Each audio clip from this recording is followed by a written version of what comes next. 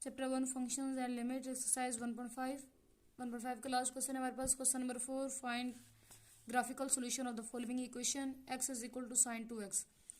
Graphical solution अगर बताना है और इसमें एक ही वेरिएबल x आ रहा है, इसका मतलब है ग्राफिकली हम इसको सॉल्व करेंगे और जो x का आंसर आ गया वो हमने फाइंड करना है।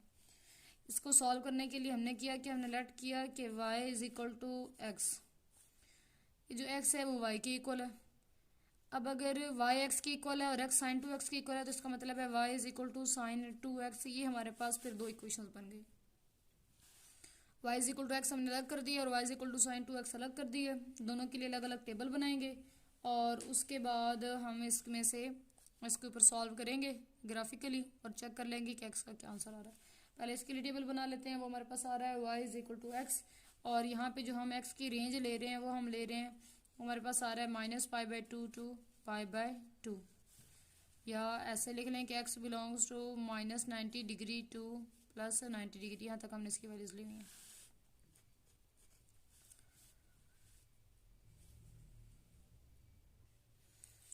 y is equal to x का हमने टेबल बनाया। यहाँ पे हम x की वैल्यूज से ले लेंगे, y की वैल्यूज जो आंसर आएंगे उनको चेक करके कर लेंगे।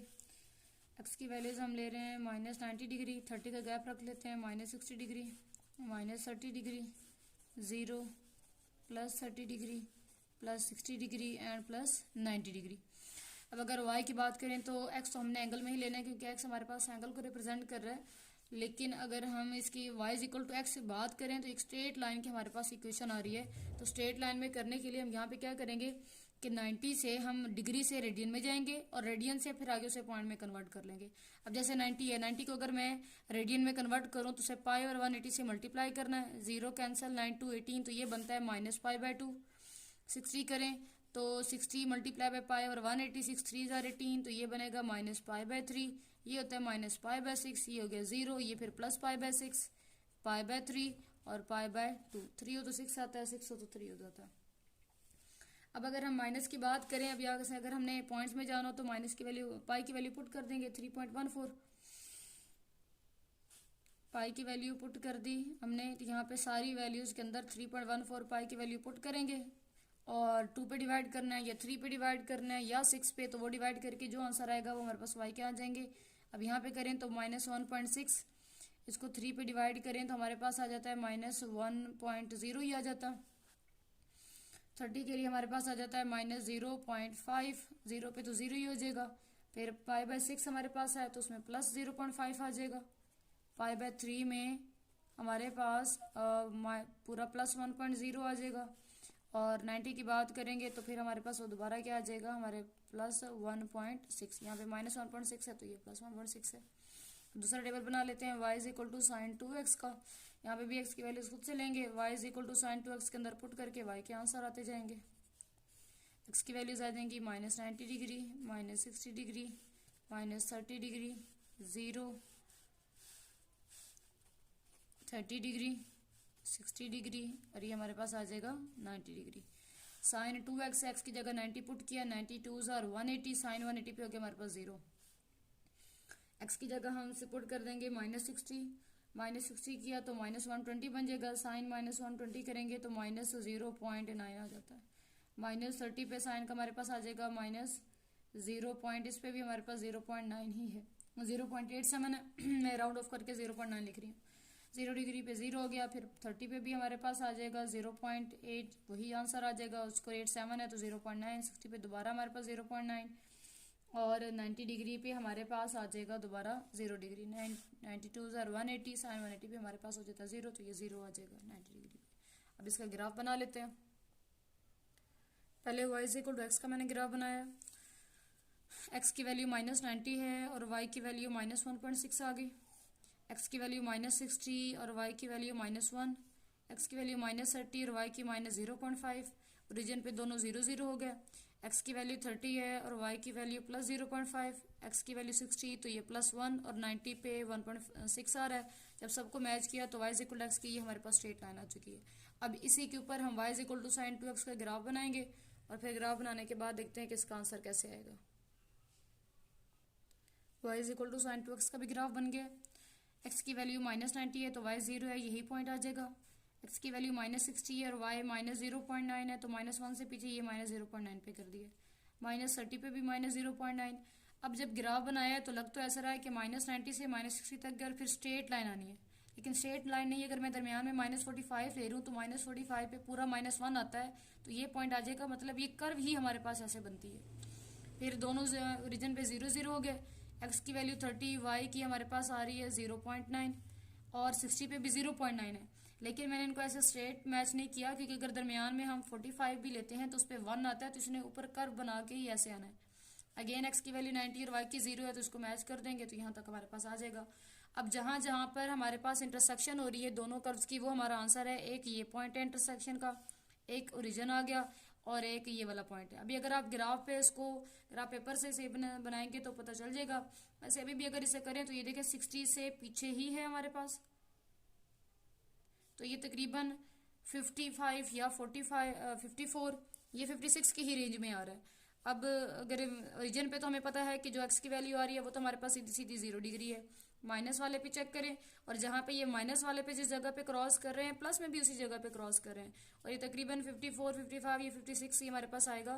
तो मैं यहाँ पे -54 डिग्री 0 और 54 डिग्री जो है ये हमारे पास इसके आंसर हैं। ये हमारे पास पॉइंट ऑफ इंटरसेक्शन थे, सोल्यूशन था, उन्होंने कहा ग्राफिकली सोल्यूशन होना चाहिए, और सोल्यूशन में जो वेरिएबल होता है जस्ट उसी की वैल्यू होती है। ये वाई तो हमने खुद लेट किया था, इसलिए हमने जस्ट एक्स के ही आंसर यहाँ से पॉइंट ऑफ इंटरसेक्शन से फाइंड किए हैं। सेकेंड पार्ट हमारे पास आ रहा है x/2 is equal to cos x. इसमें भी हमने लेट कर लिया, let y is equal to x/2। अगर x/2 को हमने y की इक्वल कर दिया है तो फिर cos x भी y की इक्वल आ जाएगा। दोनों के लिए टेबल बना लेते हैं, और x की जो चॉइस है हमारे पास वो -90 से +90 तक हमने ले ली है। y is equal to x/2 है, पहले x की जगह हमने पुट करना है π/2। y is equal to x की जगह π/2 है, डिवीजन वाला भी 2 है तो ये 2 नीचे आ जाएगा, तो 2 2s are 4, ये π/4 बन जाएगा। 60 डिग्री हमारे पास होता है π/3, पहले से 2 नीचे मौजूद है, 3 नीचे है, 3 2s are 6।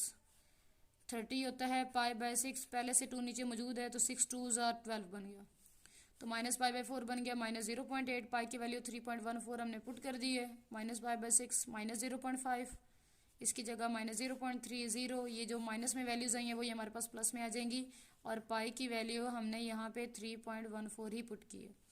फिर y is equal to cos x, दूसरे का टेबल बनाया, एक्स की वैल्यूज हमने वही ली हैं, -90 60 माइनस के साथ और फिर प्लस के साथ।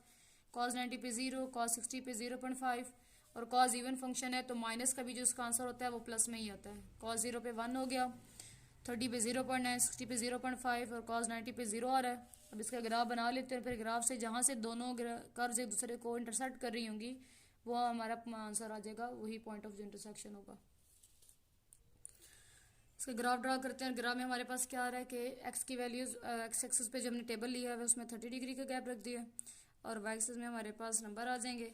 सबसे पहले इसका ग्राफ बनाया है, -90 को -0.8 के साथ मैच किया, ये पॉइंट आ गया। -60 को -0.5 के साथ, -30 डिग्री को 0.3 के साथ, फिर दोनों 0 0 हो गए।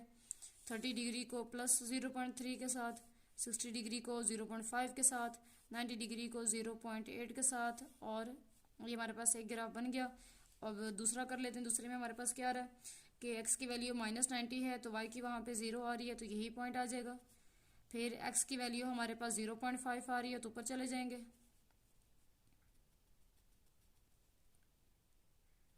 फिर x की वैल्यू -30 है तो y की 0.9 आ रही है, ये 0.8 से ऊपर थोड़ा कर लेते हैं और 1 से नीचे आ जाएगा, ये पॉइंट आ गया हमारे पास। और जब x 0 है तो y की वैल्यू पूरी 1 आ रही है, इनको जब मैच करेंगे तो ये हमारे पास कुछ इस टाइप का यहाँ तक बन गया। अब दूसरी साइड पे भी सेम यही आ रहा है कि जब 30 डिग्री है तो 0.9 ही है, तो यहाँ से ये 30 डिग्री को इसके साथ मैच कर दिया, 60 डिग्री को 0.5 के साथ, वो पहले हमारे किया हुआ यही पॉइंट आ जाएगा, और 90 पे 0 आ रहा है ये पॉइंट, और जब इनको आपस में ज्वाइन करेंगे तो ये ऐसे हमारे पास हाफ से कैसे कर्व बन रही है, कुछ इस टाइप की कर्व आ गई हमारे पास। और अगर हम इसके पॉइंट ऑफ इंटरसेक्शन की बात करें तो ये पॉइंट किस पॉइंट पर एक दूसरे को इंटरसेक्ट कर रही हैं, 60 डिग्री पे, इसका मतलब है x is equal to 60 degree हमारे पास इसका सोल्यूशन है। ये हमारा सेकेंड पार्ट जो है वो कम्प्लीट हो जाता है। थर्ड पार्ट की बात करते हैं। थर्ड पार्ट हमारे पास आ रहा है 2x is equal to 10x। Late कर लिया हमने y is equal to 2x, तो फिर y is equal to tan x हो जाएगा। 2x का अलग से टेबल आ गया, tan x का अलग से, और x की जो चॉइस हमने लिया वो -90 से +90 तक की है। अब यहाँ पे 2x है, x लिया 90 मतलब π/2, π/2 को 2 से मल्टीप्लाई करेंगे वो पाई बनेगा, -π पे वैल्यू आ गई -3.14, -60 पे -2π/3 -2.1, -30 पे -1.0, 0 पे 0 ही हो गया हमारे पास। 30 डिग्री है, अब 30 डिग्री का हमारे पास ये 2 3 ज़ार 6 मैंने सॉल्व करके लिखा, ये π/3 आ जाएगा। 1.0 वही वैल्यू इधर नेगेटिव में आ रही, इधर पॉजिटिव में आ जाएंगी। 60 डिग्री पे हमारे पास 2.1 और 90 डिग्री पे अगेन 3.14 आ जाएगा। y is equal to tan x का ग्राफ बनाएंगे तो -∞ पे इन्फिनिटी पे tan 90 होता, x 90 है और tan 90 पे इन्फिनिटी होता है, तो यहाँ पे इन्फिनिटी आ गया। x 60 तो tan 60 पे -1.7 -0.60 और ये हमारे पास पॉजिटिव वाली वैल्यूज आ जाएंगी। अब इनका ग्राफ बना लेते हैं, पहले स्ट्रेट लाइन का और उसके बाद कर्व जो हमारे पास आ रही है उसका कर लेते हैं। ग्राफ इसका मैंने बना लिया और सबसे पहले इसका देख लेते हैं स्ट्रेट लाइन का। x की वैल्यू, टेबल तो खैर सारा हमारा हो गया था, x की वैल्यू -90 है और y की वैल्यू आ रही है -3.1, तो ये -3.1 के साथ इसको यहाँ पे ज्वाइन करवा दिया। x की वैल्यू -60 है और y की वैल्यू है 2.1, तो ये हमारे पास -2.1 पे ये हमारे पास पॉइंट आ गया। x की वैल्यू 30 है और y की -1 आ रही है, तो ये हमारे पास ये वाला पॉइंट आ गया। ओरिजिन पे दोनों 0 0 हो गए, फिर x की वैल्यू 30 और y की यहाँ से +1, x की वैल्यू 60 हमारे पास आ रही है और y की +2.1, फिर x की वैल्यू 90 है और y की वैल्यू 3.1 हमारे पास आ रही है, तो इन सबको आपस में ज्वाइन करेंगे तो ये एक स्ट्रेट लाइन का हमारे पास ये ग्राफ आ रहा है। ये हमारे पास y is equal to 2x की स्ट्रेट लाइन बन गई। अब सेकंड की जब बात करते हैं तो उसमें था कि -90 अगर x तो y का आंसर इन्फिनिटी आता है, तो ये इन्फिनिटी y की जो tan की जो कर्व है ना वो कुछ इस टाइप की आती है कि 90 पे जाके उसने इधर से बिल्कुल सीधा -90 पे ये नीचे की तरफ और +90 में ये बिल्कुल सीधा ऊपर की तरफ, कि इन्फिनिटी तक ये लाइन जा रही है, ख़त्म होने में नहीं आ रही।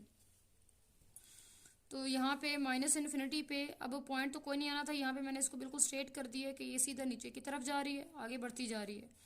-60 को -1.7 के साथ ज्वाइन करवा दिया, -30 को -0.6 के साथ, ओरिजिन पे दोनों 0 0।